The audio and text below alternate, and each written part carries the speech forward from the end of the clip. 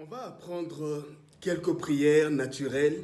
Oui, parce qu'à la base, quand la création existait sans religion, comment est-ce que la divinité se réjouissait ou communiquait avec sa création et ses créatures? Et comment est-ce que les créatures interagissaient avec la divinité? Avant qu'il puisse y avoir des religions, qu'est-ce qui faisait office de prière? Qu'est-ce qui faisait qu'une personne puisse vibrer positivement, puisse s'épanouir, se remplir d'énergie et qu'elle puisse garder une harmonie entre lui, lui-même et le monde qui l'entoure? Comment les gens sans religion interagissaient et profitaient de la création du Créateur? Simplement, avant les religions, il y avait des prières naturelles qui n'étaient pas des mots, mais plutôt de manière d'être, de faire et de vivre.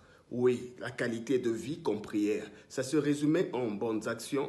Oui, faire des bonnes actions, donner, aimer, se pardonner. C'était considéré comme des prières. Quand tu es une personne qui aime, qui te donne et qui pardonne, tu es déjà en phase avec les lois de la création pour recevoir certains retours positifs sur ta vie comme des exaucements ou des accomplissements. Une autre prière naturelle, c'était le travail. Oui, le travail est une prière naturelle. Quand tu travailles, tu as des résultats proportionnels à ton effort, à ton investissement, à ton courage et à ton engagement. C'était considéré comme une prière naturelle. Avant les religions, une autre prière naturelle, manger.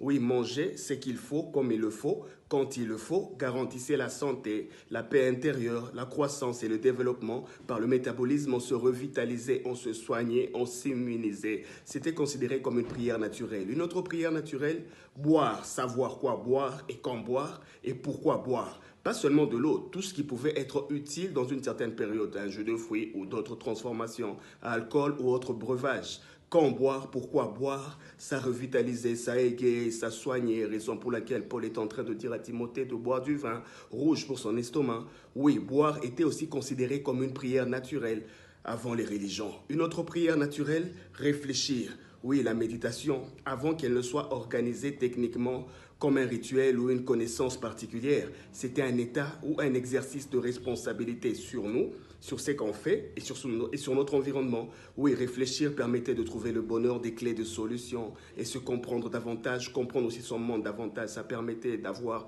une certaine intelligence, une certaine appréhension des réalités et préparer nos agissements en harmonie, en sagesse et en intelligence. C'était une prière naturelle avant les religions.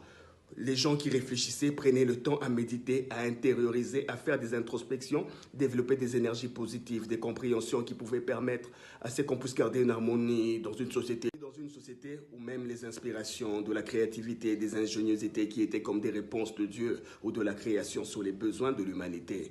Une autre prière naturelle ou un autre état de la réalité qui était considéré ou qui se manifestait comme une prière naturelle de sécurité, de protection et de bonne santé.